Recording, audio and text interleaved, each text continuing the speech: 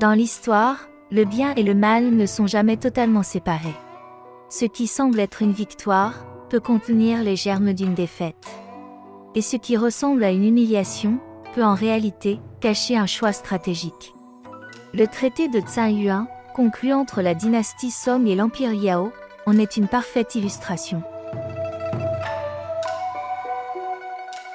Au Xe siècle, les Khitans, un peuple nomade du Nord, fondent l'Empire Yao.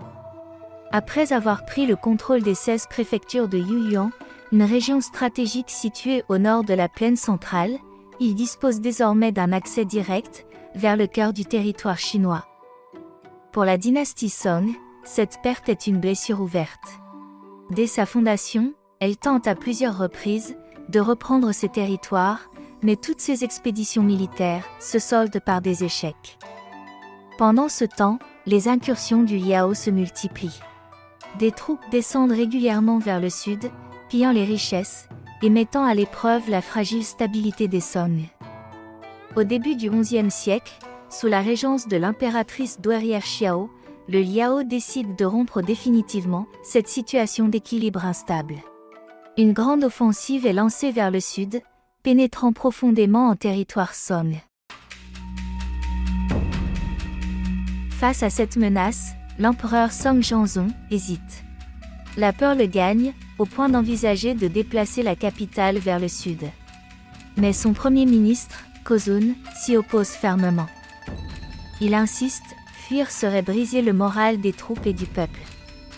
Sous sa pression, l'empereur accepte finalement de se rendre à Zhenzhou, sur la ligne de front. Mieux encore, Kozun le pousse à monter sur la porte nord de la ville, face à l'ennemi, pour diriger les opérations en personne. Ce geste a un effet immédiat. Voyant leur souverain présent sur le champ de bataille, les soldats retrouvent confiance et détermination. La ville est tenue, et au cours des combats, un général important du Liao est tué.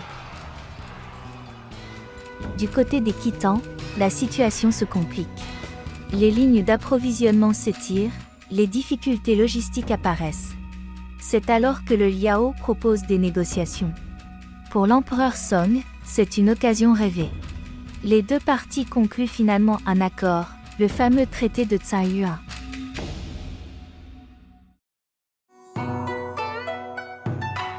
Selon ces termes, la dynastie Song s'engage à verser chaque année une somme d'argent et de soie au Liao.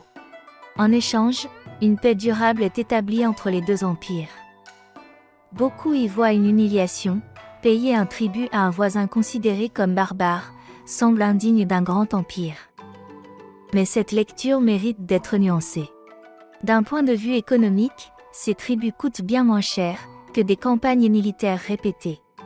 Surtout, la paix ouvre la voie à un commerce florissant entre les deux États, dont la dynastie Song tire de grands bénéfices. Autrement dit, ce compromis est aussi un calcul rationnel. Cependant, tout ce qui est bien a son prix. En vivant côte à côte sans conflit majeur, pendant plus d'un siècle, les deux empires relâchent progressivement leur vigilance militaire. Leurs armées perdent en efficacité, leurs défenses s'affaiblissent. Et sans le savoir, ils préparent ainsi le terrain pour les catastrophes à venir. Merci de votre écoute, et à très bientôt pour un nouvel épisode.